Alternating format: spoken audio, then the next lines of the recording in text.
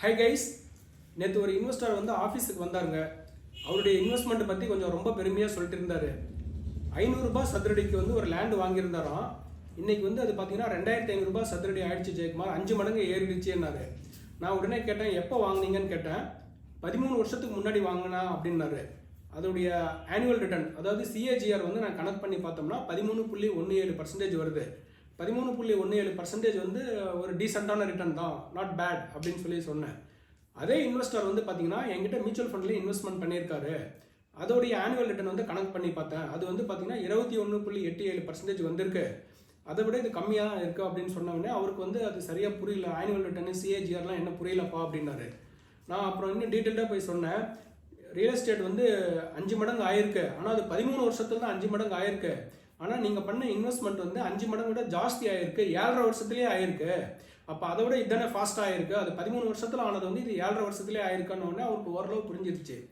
அதுக்கப்புறம் நான் அப்படியே சொன்னேன், இந்த மியூச்சுவல் ஃபண்டு இதே மாதிரி உங்களுக்கு 21.87% வருஷத்தில் குரோத் ஆச்சுன்னா 13 வருஷம் கழிச்சு பார்த்தீங்கன்னா 12.7 மடங்கு வந்து இன்க்ரீஸ் ஆகிருக்கும். அதாவது நீங்கள் 500 ரூபாய்க்கு வாங்கின சதுரடி 12.7 மடங்கு ஆச்சுன்னா 6357 ஆயிருக்கும்னு சொன்ன உடனே அவருக்கு ஓரளவு புரிஞ்சிடுச்சு. அடடா, எவ்வளோ பெரிய தப்பு பண்ணிட்டோமே அப்படிங்கிற மாதிரி யோசிக்க ஆரம்பிச்சிட்டாரு.